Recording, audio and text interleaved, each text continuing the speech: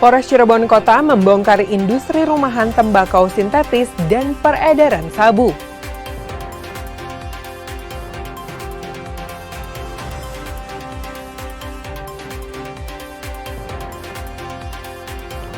Dua perempuan maling sepeda motor di kawasan Pancoran Mas Depok nyaris diamuk massa.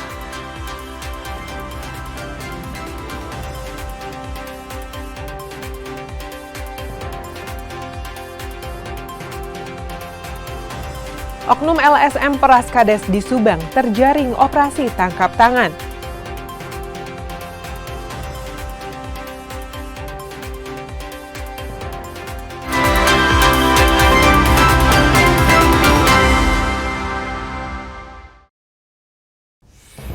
Selain informasi utama tadi, kami masih memiliki informasi menarik lainnya. Saya Mita Handayani akan menemani Anda dengan berita independen terpercaya. Kita simak Kompas Pagi selengkapnya.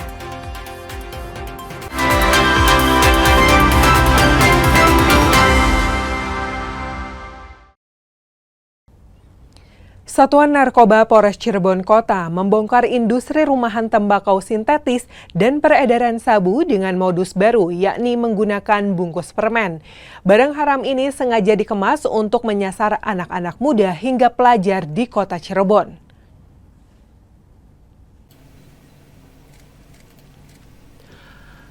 Sebuah rumah kos di kawasan pesisir kota Cirebon yang dijadikan tempat produksi tembakau sintetis, polisi menangkap tersangka berinisial AF, seorang residivis. Saat dibekuk, tersangka tengah meracik tembakau biasa dengan cairan narkotika. Dari lokasi, petugas menyita 8 paket tembakau sintetis, ratusan mililiter cairan narkoba, serta peralatan laboratorium rumahan. Modus yang digunakan cukup rapi, yakni menggunakan sistem tempel dengan panduan titik koordinat Google Maps untuk mengecoh petugas. Polisi juga mengungkap peredaran sabu dengan modus narkoba jenis sabu yang dikemas dalam bungkus permen populer untuk menyasar remaja dan pelajar. Tersangka kedua berinisial AS ditangkap dengan barang bukti 177 paket sabu siap edar seberat 152 gram. Tiap paketnya dijual seharga Rp500.000. Pelaku ini diamankan di salah satu rumah kos yang ada di wilayah Kota Cirebon.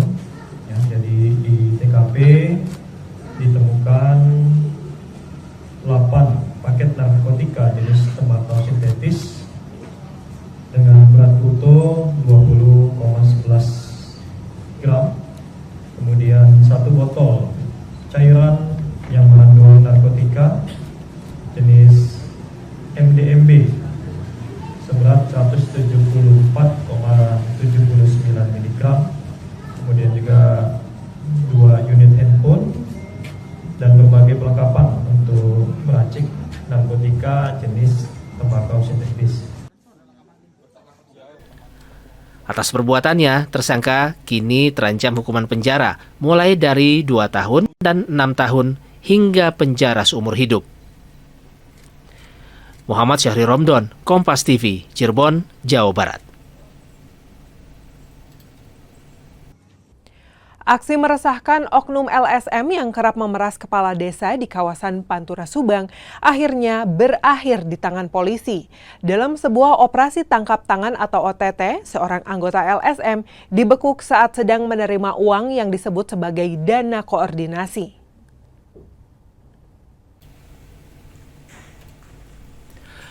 Inilah rekaman amatir saat sejumlah personil kepolisian melakukan operasi tangkap tangan di kantor desa Pamanukan Hilir, Kecamatan Pamanukan, Subang. Dalam operasi tersebut, polisi menangkap anggota LSM Pendekar. Pelaku tak berkutik saat polisi menemukan barang bukti uang tunai yang diduga hasil pemerasan terhadap kepala desa setempat. Modus yang digunakan pelaku adalah dengan mengirimkan surat somasi terkait permintaan data anggaran dan aset desa. Pelaku kemudian mengancam akan mempublikasikan temuannya serta melaporkan korban ke aparat penegak hukum apabila sejumlah uang yang diminta sebagai uang koordinasi tidak segera diberikan.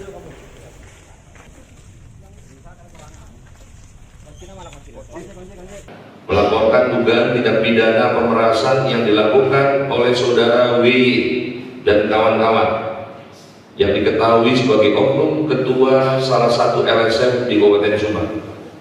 Pelaku diduga telah meresahkan para kepala desa dengan cara meminta sejumlah uang. Modus awal yang dilakukan pelaku yaitu dengan mengirimkan surat permintaan data anggaran dana desa atau ADD dan aset desa yang terkesan mencari-mencari kesalahan para kepala desa. Dari tangan tersangka, polisi menyita barang bukti berupa telepon genggam, sepeda motor, dan uang tunai jutaan rupiah. Atas perbuatannya, pelaku terancam hukuman maksimal 9 tahun penjara. Hendri Irawan, Kompas TV, Subang, Jawa Barat.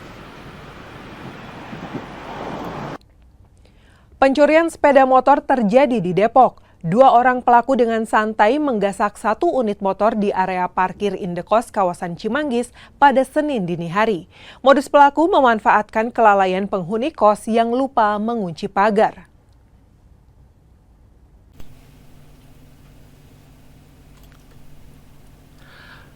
Rekaman CCTV inilah yang menjadi bukti detik-detik 2 orang pria tak dikenal memasuki area parkir sebuah indekos di Jalan M. Yasin, Kelapa II, Depok. Saat suasana tengah sepi, dengan mudahnya pelaku membuka pintu pagar depan lantaran tidak terkunci. Menurut keterangan penjaga kos, Nisa, kejadian ini merupakan kali kedua yang terjadi di lokasi yang sama. Hilangnya motor pertama kali diketahui oleh korban saat hendak berangkat kerja. Ceritanya tuh dia tuh langsung masuk aja ya, langsung ke gerbang gitu, kayak langsung ambil aja gitu motornya. Itu yang hilang berapa sih Kak motornya? Berapa ini? Satu. Iya. Ya, itu pelaku berapa orang Kak? Pelaku 2 orang. Pelaku 2 orang. Iya. Dia emang pintu pagar itu tidak terkunci saat itu? Enggak terkunci saat itu. Tapi kita ngeliatnya dari CCTV. Pokoknya kan kayak yang dari temennya yang sewa kamar harian gitu.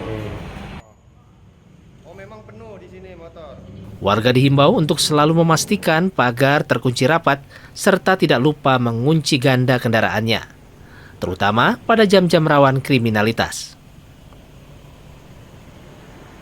Hidayatul Mulyadi, Kompas TV, Depok, Jawa Barat.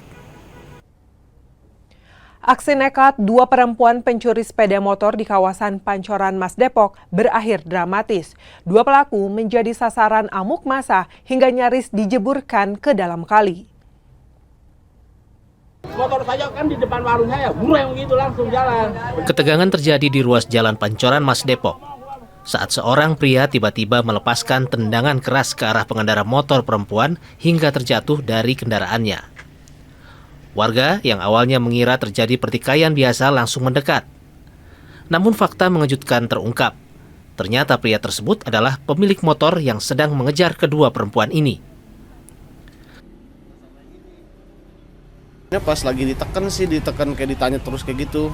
Jadi gara-gara emang warga sini juga udah kayak kesel juga kan, akhirnya dia ngaku iya itu temannya, udah akhirnya ditarik ke sini dia. Dia kesini udah sama motor curiannya tuh? Udah sama motor curiannya. Jadi dia 2 motor sih itu, jadinya dia bawanya yang satu motor korban yang dimalingin, yang satu dia bawa motor juga sama joki temennya gitu. Oh, awalnya mereka boncengan. Awalnya boncengan. Cewek semua Mas? Cewek semua dua-duanya. Itu warga sempat ngamuk atau gimana sih Mas kemarin? Sebenarnya kalau ngamuk sih karena cewek sih, jadi nggak jadi sih. Saat terdesak oleh kepungan massa, kedua pelaku sempat menyangkal telah mencuri dan berdalih hanya ingin membeli pembalut di toko terdekat. Kedua pelaku nyaris diceburkan ke dalam kali. Guna menghindari aksi main hakim sendiri, warga segera menyerahkan kedua pelaku ke pihak kepolisian untuk diproses hukum lebih lanjut. Hidayatul Mulyadi, Kompas TV, Depok, Jawa Barat. Ribuan warga Karangligar terkepung banjir. Informasi selengkapnya usai jeda, tetaplah di Kompas Pagi.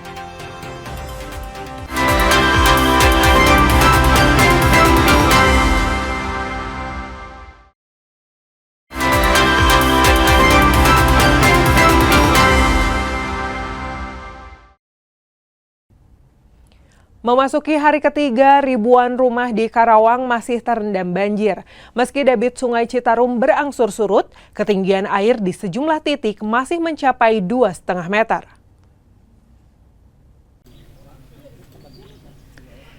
Genangan air di sejumlah permukiman warga di Karawang tak kunjung surut. Kondisi ini merupakan dampak dari meluapnya Sungai Citarum dan Cibeet akibat curah hujan tinggi dalam beberapa hari terakhir. Saat ini masih ada 17 desa yang terendam banjir. Ribuan warga terpaksa menempati sejumlah lokasi aman seperti masjid, aula kantor desa, hingga tenda-tenda darurat yang didirikan secara mandiri. Dari seluruh wilayah yang terdampak, 2 kecamatan menjadi titik terparah, yakni Kecamatan Teluk Jambe Barat di Desa Karangligar dan Kecamatan Teluk Jambe Timur di Desa Sukamakmur dan Purwadana. Di sini ketinggian air masih mencapai 2,5 meter. Yang terparah ini ya memang sekitaran Karangligar, Sukamakmur, Purwadana ya, sana yang memang dekat daerah aliran Sungai Cidawolong dan Citarum serta Cibeet ya. Sana mungkin masih ada yang terendam masih 2,5 meter gitu kan. 2,5 meter ya Pak ya. Daerah Desa Karangligar, Desa Sukamakmur, Purwadana. Tim gabungan BPBD, TNI, Polri, dan relawan terus melakukan pendataan serta mendistribusikan bantuan ke berbagai titik. Warga diimbau untuk tetap bertahan di pengungsian guna mengantisipasi adanya banjir susulan. Adi Wahadi, Kompas TV, Karawang, Jawa Barat. Kabupaten Karawang masih berada dalam status siaga darurat banjir. Hingga Selasa malam, sebanyak 2.562 jiwa warga Desa Karangligar masih bertahan di posko pengungsian.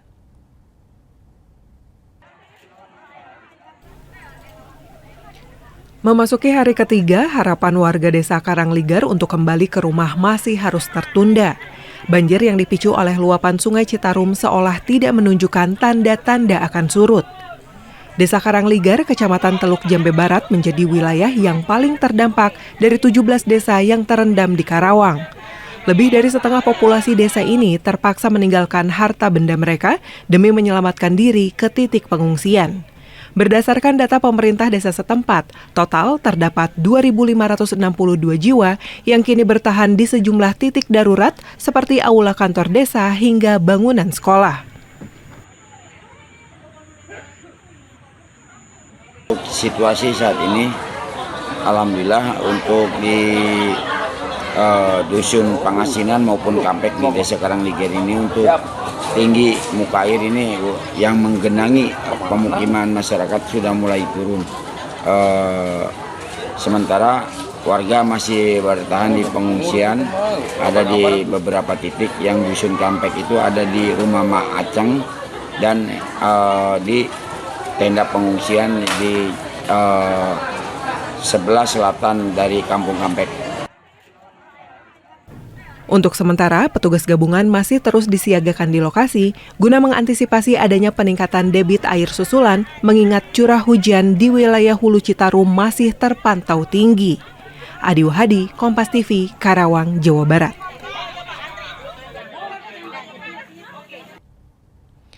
Di tengah duka banjir yang merendam Karawang, terselip kisah haru perjuangan seorang ibu yang harus merawat buah hatinya dalam keterbatasan.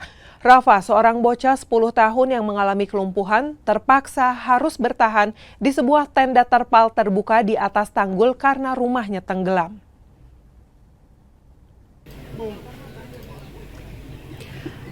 Seutas terpal biru yang dikaitkan pada tiang kayu seadanya, kini menjadi satu-satunya tempat berlindung bagi keluarga Rafa Akbar.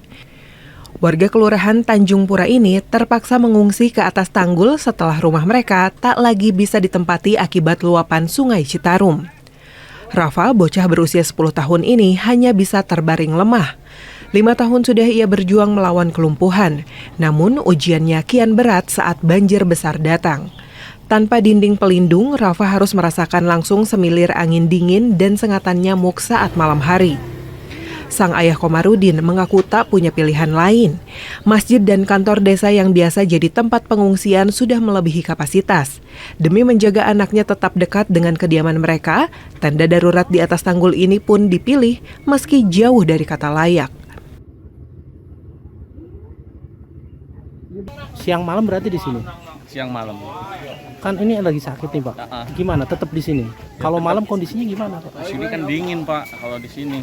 Jadi paling ya sebisanya aja dari tenda kayak gini aja, Pak. Emang nggak ada tenda pengungsian, Pak, di sini?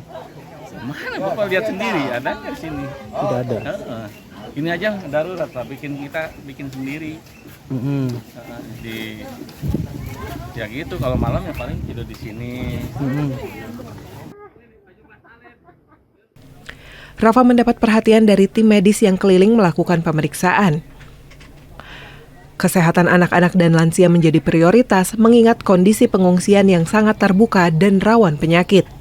Adi Wahadi, Kompas TV, Karawang, Jawa Barat. Beralih ke informasi lain. Upaya identifikasi korban kecelakaan pesawat ATR 42500, tim DVI Polda Jawa Barat mulai mengumpulkan data antemortem dan sampel DNA dari keluarga pramugari di kediamannya di Bogor. Langkah ini menjadi prosedur krusial untuk mempercepat proses identifikasi ketika jenazah korban tiba.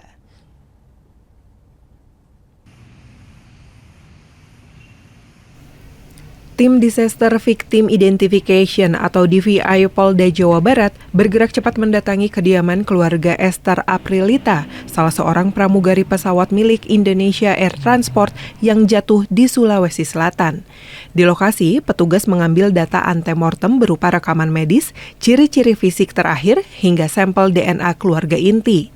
Data-data ini nantinya akan digunakan sebagai pembanding untuk mencocokkan identitas para korban yang berhasil dievakuasi dari lokasi kejadian. Pengumpulan data ini dilakukan seiring dengan ditemukannya serpihan pesawat dan lokasi jatuhnya armada di lereng terjal Gunung Bulu Saraung. Kondisi medan yang sulit membuat proses evakuasi jenazah memerlukan waktu sehingga data antemortem harus siap lebih awal. Nah, kebetulan sebenarnya ada di wilayah Kabupaten Bogor, sehingga kita ambil untuk DNA dan juga antemortem dan mortem tadi itu sebagai pembanding di sana.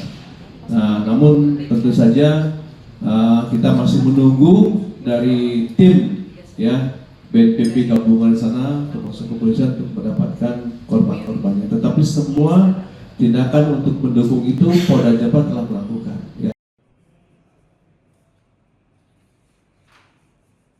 Pihak kepolisian berkomitmen akan terus mendampingi keluarga korban selama proses identifikasi berlangsung. Saat ini, tim SAR gabungan masih terus berupaya melakukan evakuasi dari titik jatuhnya pesawat.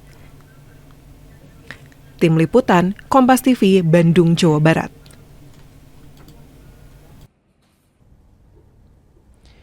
Panglima TNI Jenderal Agus Subianto menyampaikan perkembangan terbaru terkait operasi pencarian pesawat ATR 42500 yang jatuh di Pegunungan Bulu Saraung, Sulawesi Selatan. Panglima menegaskan TNI akan mengerahkan seluruh kemampuan hingga seluruh korban dan serpihan pesawat berhasil ditemukan.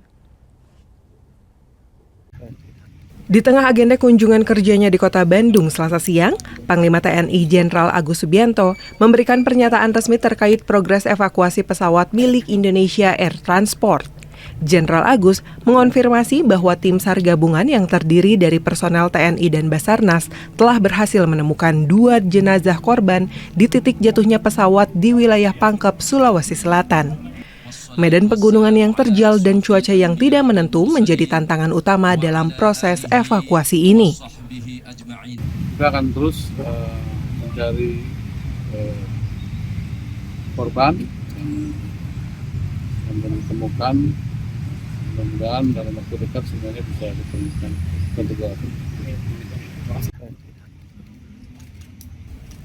Pesawat jenis ATR 42500 tersebut diketahui hilang kontak pada 17 Januari 2026 saat melintasi kawasan Maros. Total terdapat 10 orang di dalam pesawat yang terdiri dari 7 orang kru dan 3 orang penumpang. Saat ini, 2 jenazah yang berhasil ditemukan sedang dalam proses identifikasi lebih lanjut oleh tim DVI. TNI bersama Basarnas berkomitmen untuk terus menyisir area sekitar lokasi kejadian guna mencari 8 korban lainnya yang masih belum ditemukan. Abdur Rohim, Kompas TV, Bandung, Jawa Barat. Hidup sebatang kara, Mak Momoh 20 tahun bertahan tinggal di gubuk nyaris roboh. Informasinya sesaat lagi, tetaplah di Kompas Pagi.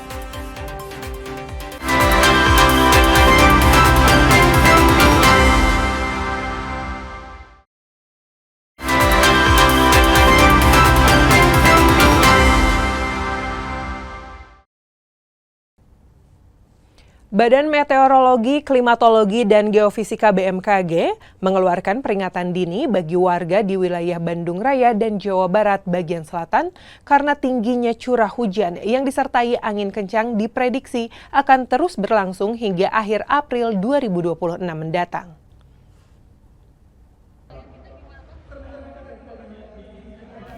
Memasuki puncak musim penghujan tahun 2026, BMKG Kelas 1 Bandung meminta masyarakat untuk tidak lengah terhadap perubahan cuaca yang dinamis. Berdasarkan analisis meteorologi, curah hujan dengan intensitas tinggi masih akan mengguyur wilayah Bandung Raya hingga Maret, bahkan diprediksi baru akan melandai pada akhir April mendatang. Kondisi ini diperparah dengan potensi angin kencang yang dapat memicu kerusakan bangunan maupun pohon tumbang. Masyarakat di wilayah pegunungan Jawa Barat bagian selatan diminta waspada terhadap ancaman longsor. Sementara warga di dataran rendah seperti Bandung Selatan wajib mewaspadai banjir kiriman akibat meluapnya sungai-sungai besar. Mengingat saat ini masih dalam periode musim hujan, tentunya potensi hujan dengan intensitas sedang hingga lebat masih berpotensi terjadi di wilayah Bandung Raya. Masyarakat harus selalu waspada dengan kondisi cuaca ekstrim dan dampaknya seperti potensi banjir, tanah longsor, dan juga angin kencang. Selain curah hujan, fenomena cuaca ekstrim lainnya adalah perubahan suhu yang tidak menentu. BMKG mengingatkan agar masyarakat selalu mempersiapkan perlengkapan hujan dan memastikan saluran air di lingkungan sekitar tidak tersumbat guna meminimalisir risiko genangan. Abdur Rohim, Kompas TV, Bandung, Jawa Barat.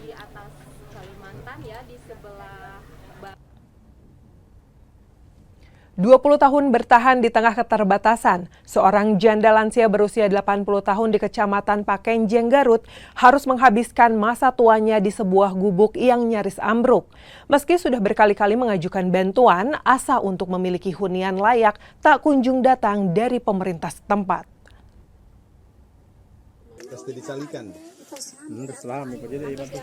Inilah rekaman amatir yang memperlihatkan kondisi memprihatinkan kediaman Mak Momoh, seorang janda tua renta di Kampung Cinta Kasih, Desa Tanjung Jaya, Garut. Gubuk kayu yang sudah lapuk ini terlihat miring dan hampir roboh dimakan usia. Hidup sebatang kara, wanita berusia 80 tahun ini hanya bisa pasrah saat hujan deras mengguyur. Atap yang bolong membuat seluruh isi rumah basah. Tidak ada biaya untuk memperbaiki rumah menjadi alasan Mak Momoh tetap bertahan di hunian yang tak layak ini selama 2 dekade terakhir. Sendiri. Oh, sendiri. Jadi nggak mau diajak sama anak-anaknya, jadi mau menyendiri dia. Belum dapat bantuan dari pemerintah. Iya. Paling BLT dana desa itu. Itu aja. Itu kan inisiatif saya. BLT dana desa maka kalau di pemerintah itu seperti bansos PKH lansia belum dapat. Pihak RT setempat mengaku sudah sering mengajukan bantuan RTLH ke pemerintah desa. Namun hingga detik ini belum ada tindakan nyata dari pemangku kebijakan untuk membantu lansia sebatang kara ini. Ridwan Mustofa, Kompas TV, Garut, Jawa Barat. Bingung mencari destinasi libur panjang yang ramah anak namun tetap seru untuk keluarga? Di kawasan Dago Pakar, Kota Bandung, terdapat destinasi wisata baru yang menawarkan konsep one-stop adventure. Mulai dari keseruan balap go-kart, memetik stroberi segar, hingga berinteraksi dengan satwa eksotis di area mini zoo. Berikut liputannya.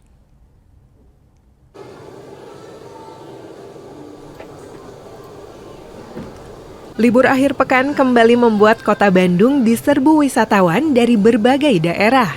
Salah satu titik yang menjadi primadona adalah kawasan Dago Pakar yang kini punya magnet baru bagi keluarga. Dengan konsep playground, tempat ini menyajikan perpaduan antara tangkasnya permainan fisik dan edukasi alam. Tak hanya area bermain anak yang luas, pengunjung juga bisa merasakan sensasi memetik buah stroberi langsung dari pohonnya di tengah sejuknya udara perbukitan. Namun yang paling mencuri perhatian adalah area mini zoo. Di sini si kecil bisa berkenalan langsung dengan satwa-satwa lucu seperti alpaka yang berbulu tebal hingga kuda poni. Tak hanya melihat, anak-anak juga bisa diajak untuk memberi makan dan belajar menyayangi hewan.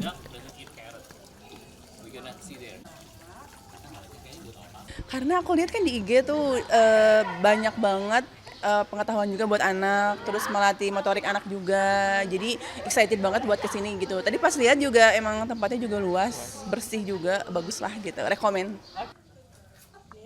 Tim Liputan, Kompas TV, Bandung, Jawa Barat.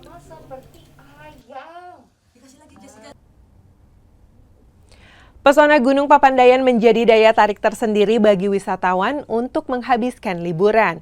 Menyuguhkan bentang alam yang menawan, beragam kegiatan alam bisa dinikmati di kawasan ini. Berikut liputan selengkapnya. Meningkatnya kunjungan wisatawan ke Gunung Papandayan terlihat dari padatnya area parkir. Selain menyuguhkan pesona bentang alam seperti kawah, pengunjung juga dapat menikmati hamparan bunga edelweiss, menjadi salah satu tempat favorit wisatawan untuk bersuah foto. Selain panorama alam dan udara yang sejuk, pengunjung yang datang dimanjakan dengan keindahan alam yang asri di kawah Gunung Papandayan dan hamparan bunga edelweiss, juga lokasi untuk bersuah foto bersama keluarga. Kalau mayoritas pengunjung banyakkan dari luar daerah Garut. Mereka rata-rata berkemah atau hanya sekedar jalan-jalan saja? Ada yang berkemah, ada yang hiking. Itu sarana prasarana di sini. Itu ada kolam terapi, camping ground kita ada 3. Itu baik di Selada, di Goberhut ataupun di landscape. Disinyalir mengalami serangan jantung, asisten pelatih Arema FC kolaps di lapangan dan meninggal. Informasi selengkapnya kami hadirkan usai jeda, tetaplah bersama kami.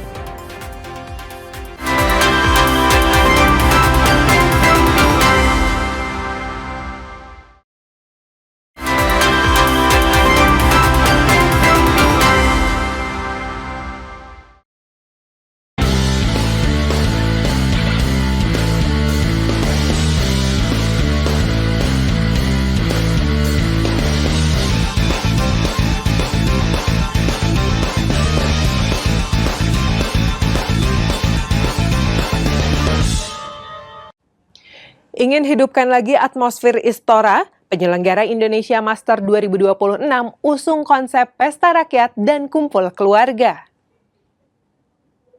Kita tidak pakai lagi barricade. Artinya semua orang yang datang ke kompleks Istora ini bisa menikmati segala sesuatu yang kita set up dan kita siapkan. Pastinya ada batasan. Batasannya adalah pada waktu mereka masuk ke gedung. Kalau masuk ke gedung pertandingan FOP baru ada screening. Kita ingin lagi menggelurakan animo dari masyarakat bulu tangkis Indonesia. Legenda Timnas Indonesia Hamka Hamzah optimistis John Hartman bisa membawa skuad Garuda pecah telur di turnamen Asian Championships 2026. Hamka menilai kini banyak pemain diaspora di tubuh skuad Garuda. Setelah terpuruk di edisi 2024, Indonesia memupuk kembali optimisme juara di gelaran ASEAN Championship 2026. Pada turnamen yang akan bergulir Juli hingga Agustus tahun ini, tim Merah Putih tergabung di Grup A bersama dengan juara bertahan Vietnam, Singapura, Kamboja, dan pemenang playoff antara Brunei Darussalam dan Timor Leste. Sebagai mantan pemain timnas, Hamka Hamzah menilai ASEAN Championship tahun ini menjadi kesempatan Indonesia untuk pecah telur di turnamen 2 tahunan itu. Terlebih, Indonesia kini ditangani pelatih baru John Hartman yang sebelumnya sukses bersama timnas Kanada. Tak hanya itu, skuad Garuda berpotensi diperkuat sejumlah pemain naturalisasi yang mentas di kompetisi domestik, seperti Tom Hai, Eliano Reinders, hingga Jordi Amat. Apalagi saya sebagai mantan pemain sepak bola itu sendiri, jadi setiap ajang turnamen dan membela tim nasional itu ya kita harus optimis, apalagi buat penonton dan juga pelatih baru ini untuk menunjukkan bahwa PSSI atau tim Indonesia tidak salah memilih coach John Hetman ini. Banyak pemain-pemain yang berkualitas, bahkan sekelas Tom Hai, terus Rafael, dia bisa kita ajak untuk mengikuti ajang AFF mungkin, karena dia bermain di Liga Indonesia, karena di luar kan harus mengikuti FIFA matchday kan, tapi kalau di Liga kita, siapa tahu dengan lengkapnya pemain, Indonesia kali ini bisa juara di AFF. Sebelumnya, skuad Garuda pernah ditangani pelatih Inggris Peter Wade pada era 2004 hingga 2007. Kapten Hamka turut masuk dalam skuad. Hal inilah yang membuat pria 41 tahun optimistis Hartman mampu membawa Garuda terbang tinggi di ASEAN Championship 2026. Tim Liputan Kompas TV. Disinyalir mengalami serangan jantung, asisten pelatih Arema FC kolaps di lapangan dan meninggal Minggu sore. Asisten pelatih Arema Kunchoro meninggal pada Minggu sore. Mantan pemain era Galatama ini sebelumnya kolaps di pinggir lapangan saat ikut serta dalam laga eksebisi antar pemain veteran. Setelah mendapat perawatan dari tim medis di lapangan, Kunchoro sempat dilarikan ke RSUD Saiful Anwar Malang untuk mendapat penanganan lebih lanjut. Sayang, nyawa Kunchoro tak bisa diselamatkan dan dikonfirmasi meninggal sekitar pukul 17.50 waktu Indonesia Barat. Sebelum berkarir sebagai pelatih, Kunchoro sempat bermain di Persija Jakarta, Persebaya Surabaya, dan Arema Malang. Hasil undian Asian Championship 2026 menempatkan Singapura di grup A bersama Indonesia. Pelatih Singapura Gavin Lee bilang skuad Garuda relevan untuk mengukur kemampuan tim di Asia Tenggara.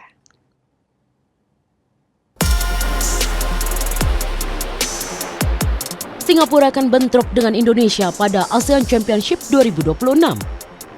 Berdasarkan hasil undian, Singapura berada di grup A dengan juara bertahan Vietnam, Indonesia, Kamboja, dan pemenang playoff Brunei Darussalam melawan Timor Leste. Indonesia yang kini diarsiteki John Hartman membuat Singapura merasa tertantang untuk adu strategi di lapangan. Sang pelatih Gavin Lee mengapresiasi perkembangan pesat sepak bola Indonesia yang kini dianggap relevan untuk mengukur kekuatan tim di Asia Tenggara. Obviously, he's a fantastic signing, I guess, for Indonesia. He's led the team to the World Cup, and that's very impressive. Let's see how he does with the coming games, and we'll be definitely doing our homework. Kini timnas Singapura tengah fokus membangun tim untuk bertarung di fase grup. Pada Piala AFF 2024, langkah skuad negeri Singa terhenti di semifinal. Tim Liputan Kompas TV.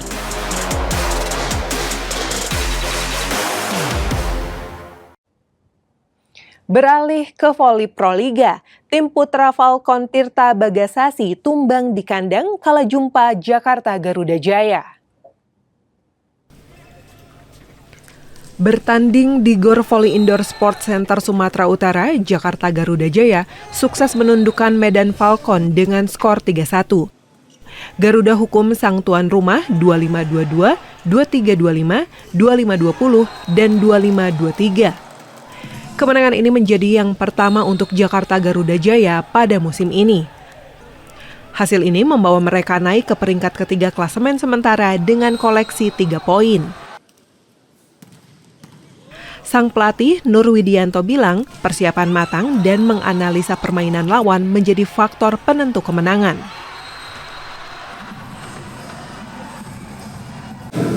Untuk permainannya sudah kami pelajari waktu saya lihat di seri pembiayaan kemarin. Jadi seperti yang saya lihat sebelumnya, kita tekankan di servis yang menyulitkan sama prinsip. Jadi kalau servis menyulitkan, kita lebih mudah bisa kasih blok sama defend buat serangan balik. Terus kalau prinsip buat kita lebih mudah buat memecah serangan. Gitu.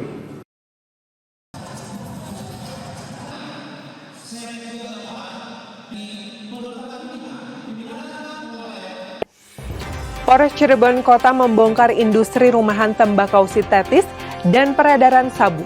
Informasi selengkapnya kami hadirkan usai jeda, tetaplah di Kompas Pagi.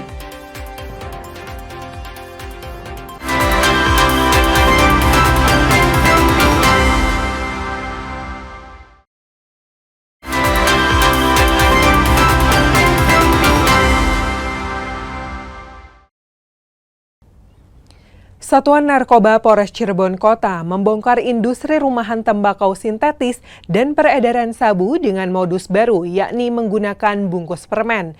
Barang haram ini sengaja dikemas untuk menyasar anak-anak muda hingga pelajar di kota Cirebon.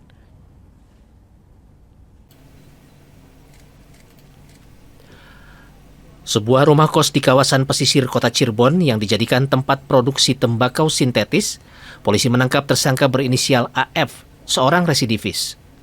Saat dibekuk, tersangka tengah meracik tembakau biasa dengan cairan narkotika. Dari lokasi, petugas menyita 8 paket tembakau sintetis, ratusan mililiter cairan narkoba, serta peralatan laboratorium rumahan. Modus yang digunakan cukup rapi, yakni menggunakan sistem tempel dengan panduan titik koordinat Google Maps untuk mengecoh petugas. Polisi juga mengungkap peredaran sabu dengan modus narkoba jenis sabu yang dikemas dalam bungkus permen populer untuk menyasar remaja dan pelajar. Tersangka kedua berinisial AS ditangkap dengan barang bukti 177 paket sabu siap edar seberat 152 gram. Tiap paketnya dijual seharga Rp500.000. Pelaku ini diamankan di salah satu rumah kos yang ada di wilayah Kota Cirebon. Ya, jadi di TKP ditemukan 8 paket narkotika jenis tembakau sintetis dengan berat utuh 20,11 gram, kemudian 1 botol cairan yang mengandung narkotika jenis MDMB seberat 174,79 mg, kemudian juga 2 unit handphone dan berbagai perlengkapan untuk meracik narkotika jenis tembakau sintetis. Atas perbuatannya, tersangka kini terancam hukuman penjara mulai dari 2 tahun dan 6 tahun hingga penjara seumur hidup. Muhammad Syahri Romdon, Kompas TV, Cirebon, Jawa Barat. Aksi meresahkan oknum LSM yang kerap memeras kepala desa di kawasan Pantura Subang akhirnya berakhir di tangan polisi. Dalam sebuah operasi tangkap tangan atau OTT, seorang anggota LSM dibekuk saat sedang menerima uang yang disebut sebagai dana koordinasi.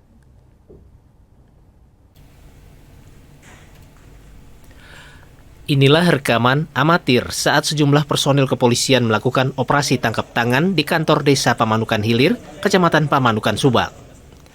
Dalam operasi tersebut, polisi menangkap anggota LSM Pendekar.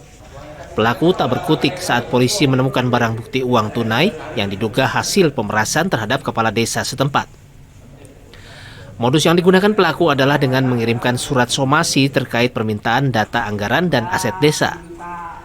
Pelaku kemudian mengancam akan mempublikasikan temuannya serta melaporkan korban ke aparat penegak hukum apabila sejumlah uang yang diminta sebagai uang koordinasi tidak segera diberikan.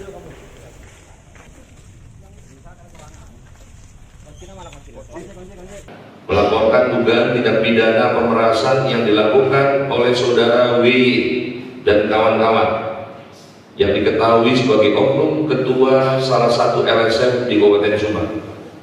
Pelaku diduga telah meresahkan para kepala desa dengan cara meminta sejumlah uang.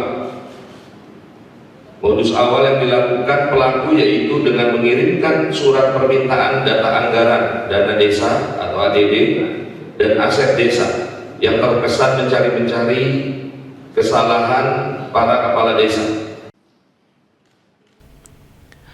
Dari tangan tersangka, polisi menyita barang bukti berupa telepon genggam, sepeda motor, dan uang tunai jutaan rupiah.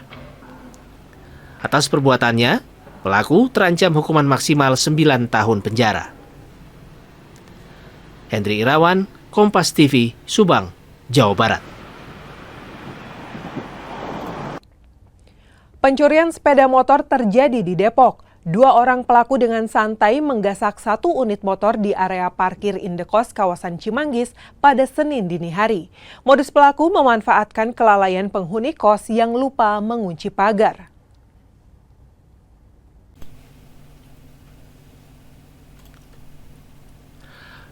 Rekaman CCTV inilah yang menjadi bukti detik-detik 2 orang pria tak dikenal memasuki area parkir sebuah indekos di Jalan M. Yasin, Kelapa II, Depok.